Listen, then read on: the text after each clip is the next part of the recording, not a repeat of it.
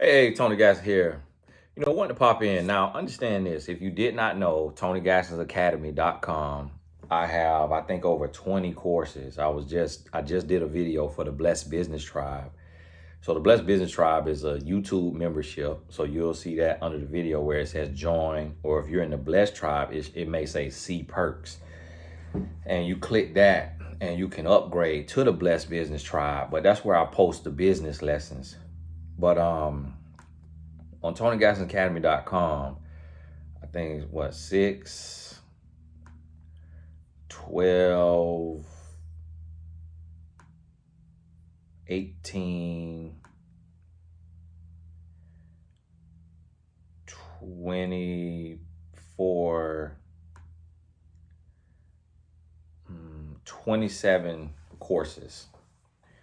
27 courses, 26 courses. The very last one is a one-on-one type coaching program. It's a year-long coaching program with me one-on-one. So 27 different options on TonyGassAcademy.com if you did not know that. I know some people did not know that. Some people who watch these videos do not know that I'm an author.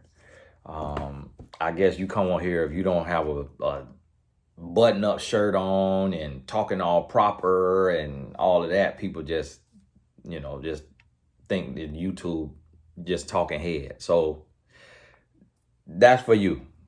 Now, outside of that, I want to talk about, how dangerous this porn is. And can't really monetize a video like this on YouTube or anything. But I was watching an interview and I sent it to the Blessed Business Tribe, just talking about the business model of OnlyFans. And it was these young men, they interviewed this young lady who I'm imagining they're subscribed to her unless they saw a video of her, an interview she did with somebody else. But she is a 23-year-old young lady and she's doing porn on the internet on OnlyFans. And, here's the thing. It's sometimes people say, well, you can't really speak on something if you don't have experience with it. But sometimes if you have experience with something, you can't speak on it. What I mean is you can't really talk to me about the dangers of crack cocaine and how to come off cocaine if you're addicted to it. But if you saw what addiction does to people and you've never tried it, then you can still teach on the dangers of it. And that's how it is, how I feel about pornography. So when I was real young, probably between 10 and 12, I was at my cousin's house and he took me to this little cabinet under the TV and he opened it and pulled out the VHS and it had this woman in like a thong on the cover with a whip, and it was like his dad's nasty movies. And I call them nasty movies. And then I remember being at my other cousin's house and we went under her mom's bed and she had like a bunch of, I'm guessing it wasn't like Playboy magazines, but it was just like nasty magazines. And I don't know how that stuff used to happen. And it would just have like women and doing all of that. And so it was kind of like, all right, kind of interesting. And so I saw that at a young age. And that got us into, doing stuff as young people. It's 8, 9 years old. We trying to do what we see on these here videos or these magazines. And of course, not really successful at it because you don't know what you're doing. But then things get to picking up, 15, that's when I lost my virginity. Like, I feel like in a real way. But then when I look back, I actually think I didn't lose my virginity because I still didn't know what I was doing. So when I think back, I'm like, hold on now. I don't think that actually went the way I thought it went. And so you start to realize this. And then when I got to college, so I never watched, our 2-parent household. My dad became a pastor when I was 14, like of his own church. Before that, he was like assistant pastor for 7 years at another church. So from like 7 to 14, he was, a leader in a church. And then from 14 to 21, he was a pastor of his own church. And then him and my mother went through a divorce when I was like 21, just for other things, not sexually related, to my knowledge. And I started to, in college, I played football in college. And so my teammates, two of my teammates, they were roommates. They were from Florida, like me. They had a little 13-inch TV. And I think VHS was still in. VHS was in. It was 2002. And they would be in a room with like 6 or 8 other teammates and just sitting on the floor. You had bunk beds, and then you had the floor, and you had a couple chairs in there for the desk. And they would be sitting in there and they would be watching porn together. And I would be walking through the hallway. I know they're in there. I'll pop in there, pop my head in there. I sit in there. One time I sat in there, I feel like maybe 5 minutes, 10 minutes. Could have been longer. And I was just kind of confused because I was like, it's a group of guys watching porn together. And then it was, they would, after being in there for a little bit, they would jump up and they would grab each other's hands and they would call it the D check. They say the word, I don't like saying words like that. D check, you on hard, And so I'm like, now me personally, I'll be honest with you. The reason why I never really got into pornography is because I was making my own. And what I mean by that is I was trying to do the real thing. Sitting there looking at the TV screen, that made me mad. Like, it didn't make sense to me. So that's just how my brain worked. Different strokes for different folks. And so, which that saying, I'm not sure if it's talking about strokes in the bedroom or if it's another kind of stroke, but different stroke for different folks. And so I just stayed away from it.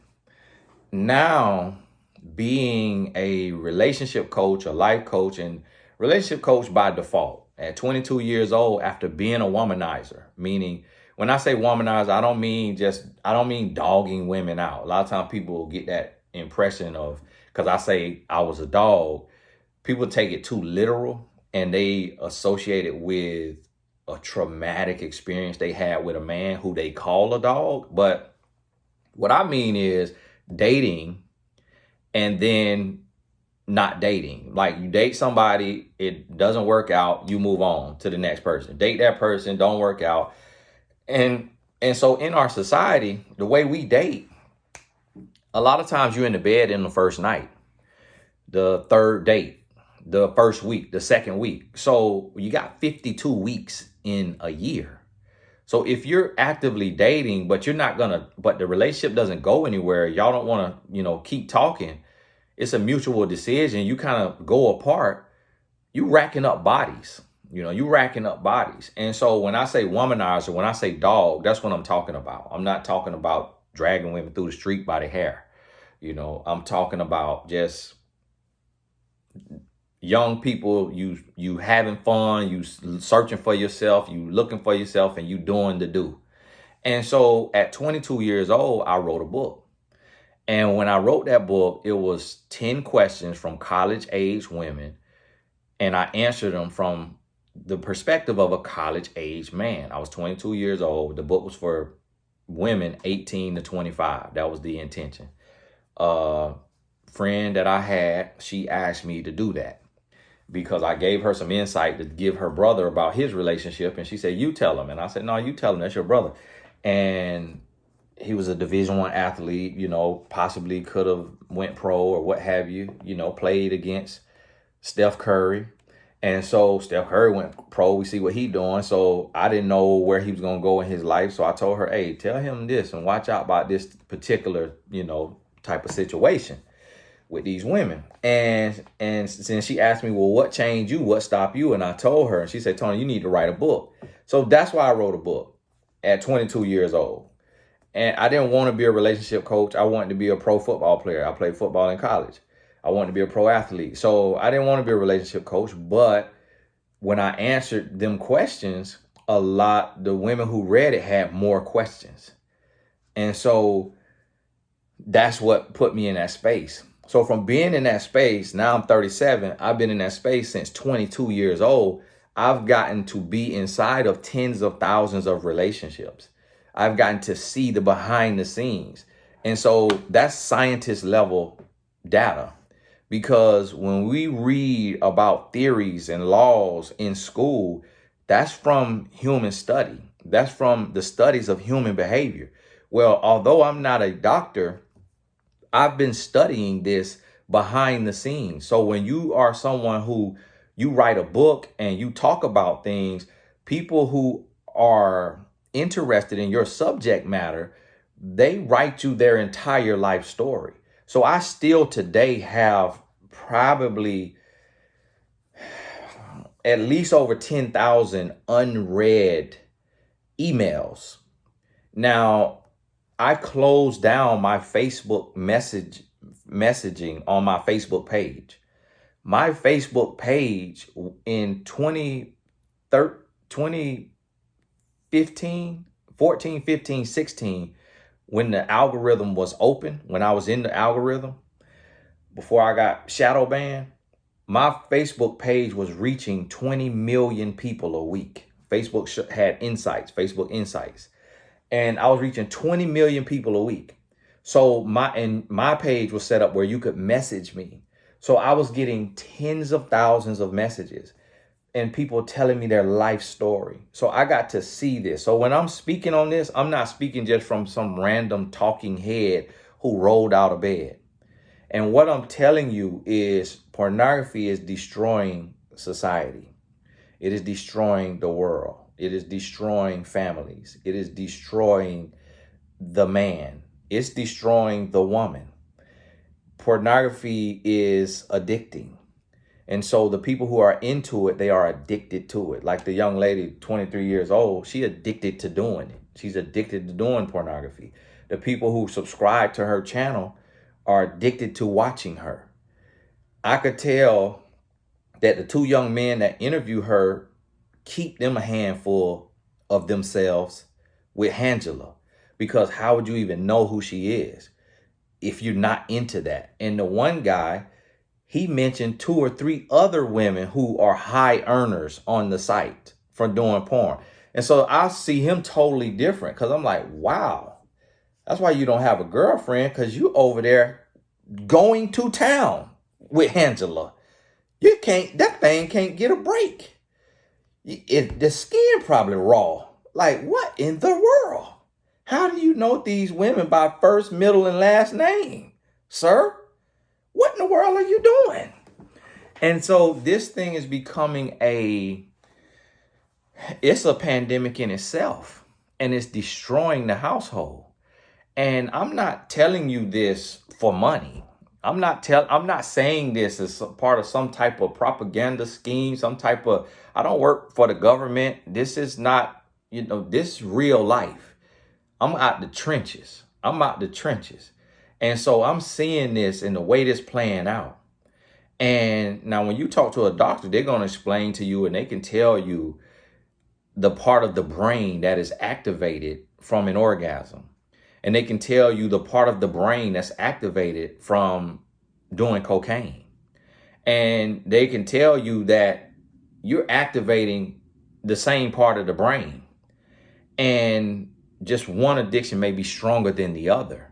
So what's happening is that's why people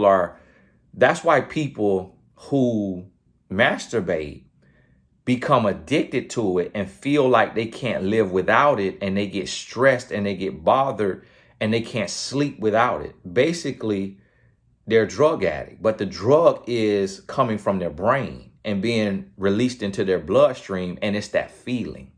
And it's doing nothing other than a relaxing feeling. It's doing nothing else. Studies show and have proven that there are no health benefits to more than 1 orgasm a week. Studies have shown that. So when you think about this and with just living your own life, that it's like you're not doing better. Like if you in here and you in the sheets 3 times a week, I'll tell you as a man, it get a little sore. it get a little sore. And I know from being married 15 years, the woman get a little sore. Now, if you're not getting sore, that means you just had way too much practice. You're just doing way too much. And you just all the way loose is what I call it.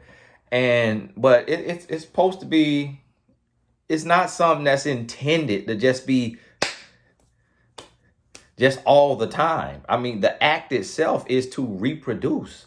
It's to bring life. It's humans who have told ourselves that it's for pleasure.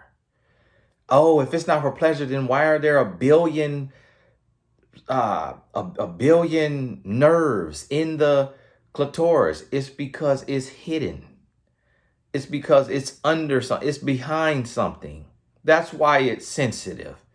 And it is the human body. And we didn't design it. We had no say so in the design of the human body. So just because guess what?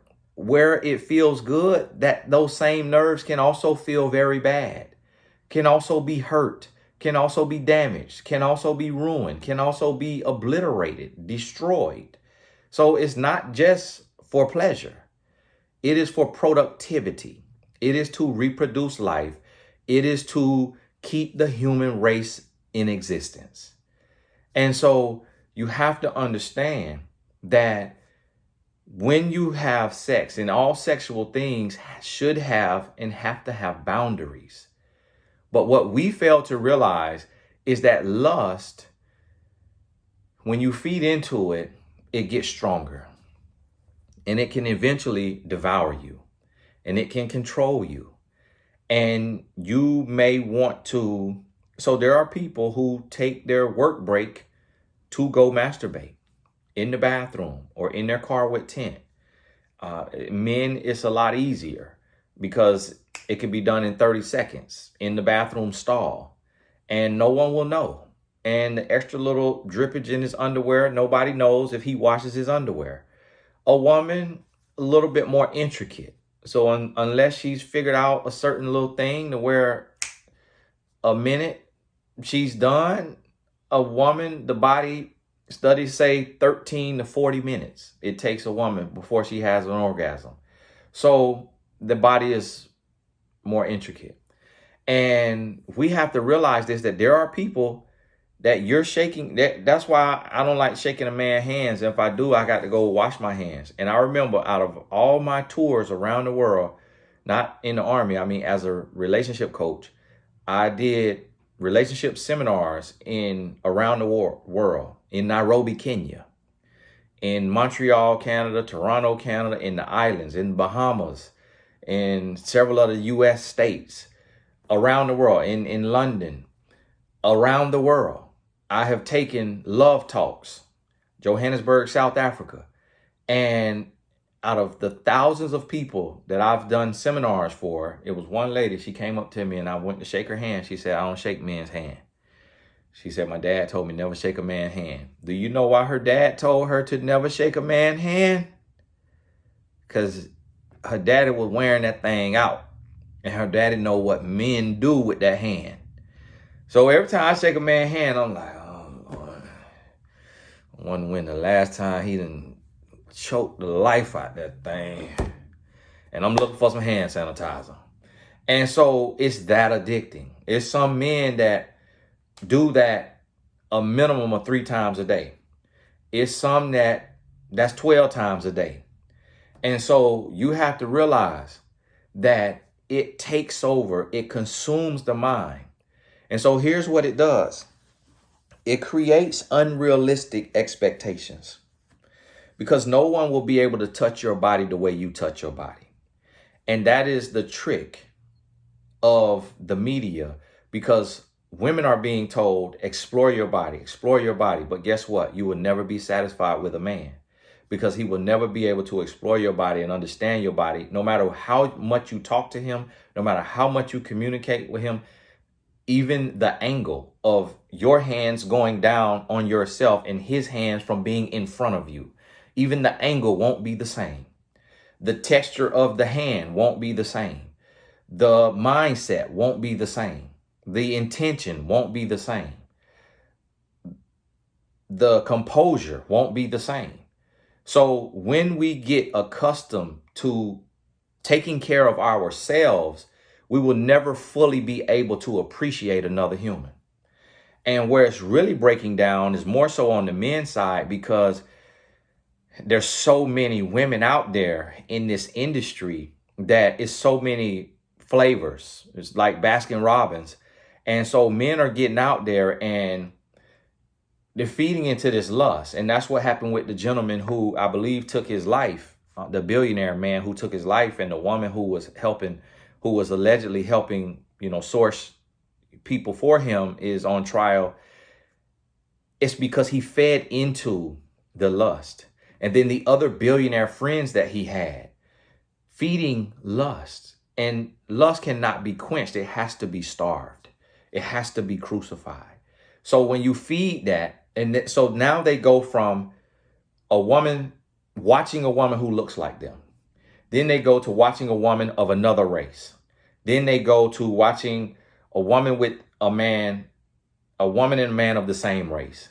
Then a woman and men of other races. And then a woman and a woman. And then a man and a man.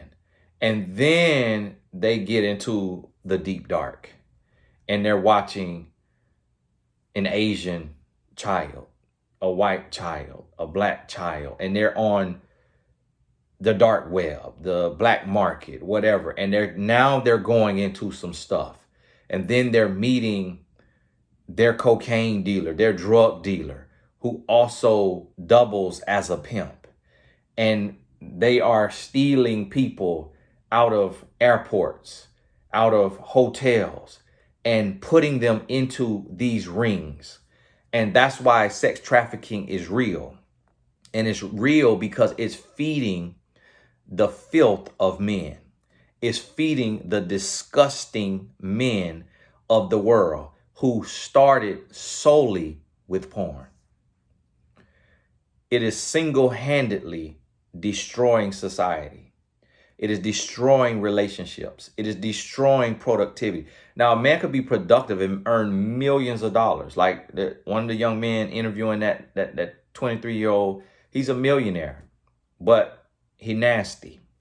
And because you into that stuff, how you even know that stuff exists? I've never typed in the name of that site. Do you know, after me talking about scam artists who get on them sites to sell stuff, somebody started an account on that site with my email address. And I had to log in, click forgot password, reset a password, and then delete the account.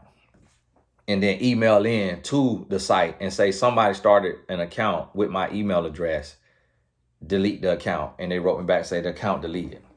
But it was just like a cruel joke somebody was playing, because I'm speaking truth to power, because I'm speaking out against it. And it's disgusting. It is disgusting. And as men, I can't speak for women because I don't understand the mindset of a woman. I'm not a woman. So it has to be a woman who understands the mindset of a woman who is a doctor or a coach or a counselor or something to speak on the effects of pornography on women. I don't understand everything about a woman, but I understand men. And I understand as men, we got to be real men. We have to get to the place to where we can have discipline and self-control. And we have to recognize and realize the perversion of pornography. You have to understand that it is called private parts for a reason. And the reason why it's called private parts is because they're supposed to be used or seen in private. That there is nothing normal about sitting down and watching naked people have sex on a phone or a computer. That is not normal. That's voyeurism. That is peeping Tom behavior. I don't know who peeping Tom is, and he could have been a good guy. I don't know what the story or the name come from, but you peeping and you nasty. And I don't care what woman in the industry making money says that it's freeing and it's normal and it's and all of this. It is perverted and it is disgusting. It is nasty and it is destroying households, because this is what happens. And even the young lady who was interviewed, She said her parents talked to her about sex at 8 years old. At 8 years old. And then she lost her virginity at 13 years old. And cannot see the error in that. Not realizing that from sex, you can catch HIV. You can catch herpes. You can catch syphilis. You can die from sex. Like, this isn't just some free for all, fun loving, oh, will I take a test I get tested every month or every week, or I get tested every 6 months, or, I test my partners. And it's like people faking COVID vaccination cards. They could fake a test. And let's be honest, nobody is going to the clinic and getting tested for all STDs before sleeping with somebody every time they sleep with somebody, if they're in a porn industry or if they're highly sexually active. Let's be real. It's nasty. And it's also creating soul ties. It will limit you from ever having a real connection. You'll never be able to have a real connection. And as men, we won't be able to build a real connection with a woman because she will always be compared to all the other women that we're watching on the screen. And the feeling will never be the same. The feeling will never be the same. When you lie down with your wife, it will not be the same as what you experience on that computer screen or that phone screen.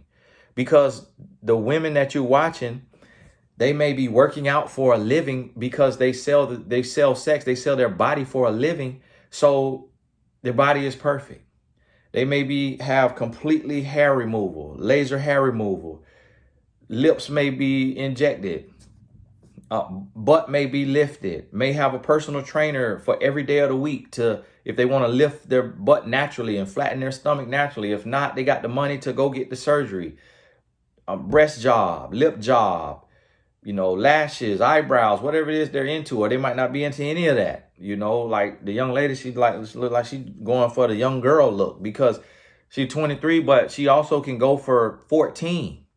So what she don't realize, it's a lot, and she may realize and not care, but it's a lot of men on there looking at her as a 14-year-old, looking at her as a 15-year-old, even though she's 23 years old, she don't look 23. And so it's a perversion that people don't even realize how it's destroying them and how it's blocking them and hindering them from real connection because it's not real. It's like going on virtual reality and spending 4 hours in virtual reality and then taking the goggles off and then going into the real world. It's boring. The real world is boring. It's like when I got on the Oculus and I got on Fight Night and I go from sparring to beating every boxer in the round, I thought that I could become a boxer. Like, this is a true story. Like, I thought I could become a boxer because of virtual reality. That's what porn is doing. Men are thinking that they have a real connection with this woman. They're thinking that they good in bed. They're thinking that the thing is growing. They're thinking that the thing getting bigger. And then they get this, and then they see what this woman is doing with this man, and they want their woman to do that in the first month. But this is a real woman. This woman you're dating does not sell her body for money. She does not record sex for people to watch. She wants a different lifestyle. She wants a lifestyle where her sex life is private. So now as a man, if you've been watching porn and you're watching these women who do all of this stuff and they have to do the most vile, the most crazy, the wildest stuff because it's about money. It's about making money. So you got to keep upping it. You got to keep stepping it up. Whereas a everyday woman who doesn't want to do that stuff, she does not want to be swinging from the ceiling fan. She does not want to be catching stuff in her face and swallowing stuff and taking stuff in an exit when she has another body part that was created for it. She may not want anything in the exit. But because men are watching this stuff on porn, they're expecting everyday women who have not chosen that lifestyle to do the same thing. And it's disgusting. It's vile. It's reprehensible. It's all the words that are not in my vocabulary. And we have to grow up as men. We have to understand the addiction. We have to understand that it's destroying us. So, hey, this part one, I'll come back doing part two. But in conclusion, I want you to understand you can't have a real relationship if you're addicted to porn. You cannot sustain a relationship. You can't sustain a marriage unless your partner's into it too. And then y'all can't sustain a healthy relationship. And eventually y'all going to catch something that you cannot get rid of. And it ain't going to be something manageable and all of that, like, you know, herpes or things that people are living with daily and not having breakouts. It's going to be something that's going to take your life. It's going to be something that's going to get you up out of here early. And if you don't catch something that you can't get rid of, you're going to end up lying down with a spirit, meaning a person who they're not all the way here. And they are doing that and operating in that space because they want connection. They want human connection. They want love because they were abused, because they were abandoned. And they are not all the way there. And they're going to take your life. They're going to exit you from the world because that is how dangerous sex is. There's nothing casual about sex. Sex should not be played with. It is not to be toyed with, not pornography, not masturbation, and not the actual act of sex. It is addicting, it is controlling, and it will ruin your life if you don't keep it in bounds, put boundaries around it, and have control over it. It will have control over you, and it will destroy you. That is why the story of Sodom and Gomorrah exists and had to be burned to the ground. Whether you believe it or not, whether it's fiction to you or it's metaphorical, but the story was written for a reason in one of the greatest books ever written, one of the most read book in the history of the world, tells the story of Sodom and Gomorrah to let you know what sex outside of bounds will do, where it will send you. And so you're either going to be burning physically or metaphorically, or you're going to lose your life from an STD or from the hands of a deranged person who just wanted love and human connection. And you thought it was fun and you thought it was a game, and it took you up out of here.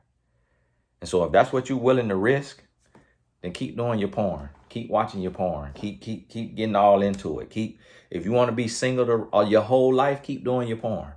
If you never want to have a real connection in the real world, you only want to have a connection through a camera, having sex or watch somebody have sex, then keep doing your porn.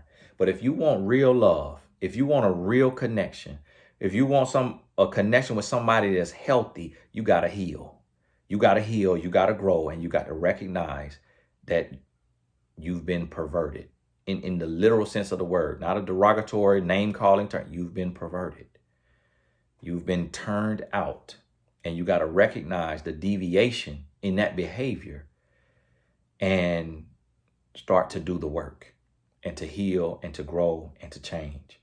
And I'm going to tell you, because when I start to realize the effects of masturbation and how even masturbation breaks down a connection with a woman, I had to realize as a young man, I had to break that habit, because that's something that as men we do from the age we find out about it. For me, it was like 12 years old. And so I had to go and I started to abstain from that. And next thing you know, I had abstained from masturbation for a year. And I was like, wow, I don't miss nothing. I didn't lose my breath. It didn't keep me up at night.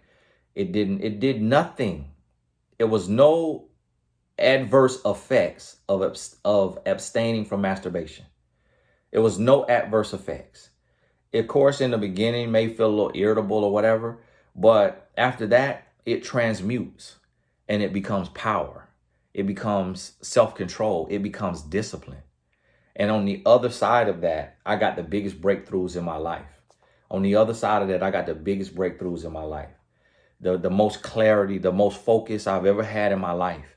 And I became the most successful I've ever been in my life. So listen, if you're a man and you are addicted to masturbation or addicted to pornography, any amount of money you can earn 10 times. You can earn 10 times that.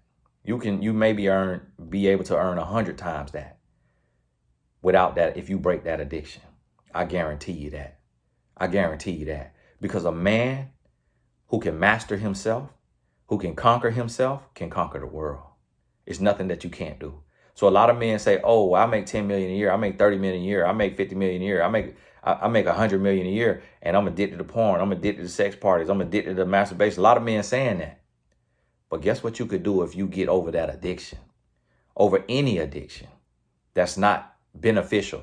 Your only addiction need to be to oxygen. It need to be to oxygen. And not a hyperbaric chamber. It needs to be to oxygen. That's what your addiction need to be. You should not be addicted to anything other than oxygen and water and healthy sleep. Not staying up all night, not missing all your sleep, but healthy sleep, oxygen and water. Shouldn't even be addicted to food, even though we need food, but you shouldn't be addicted to it. And so that's what not addicted to the grind, none of that. This is what we got to realize as men. And for some women, if you watch it to this point and you got something out of this, then God bless you. But again, I'm a man, I'm not a woman, so I don't understand the effects that it has on women. But I have heard, and recently a lady told me that it was affecting her. Addiction to pornography, addiction to masturbation, that it was affecting her. And I could believe that because I know how it works for men. Hey, this is Tony Gaskins. God bless you. Hopefully, this here video can live on here and stay up. I'll keep it in my phone just in case, the adversary try to get rid of it. God bless you. We'll talk soon.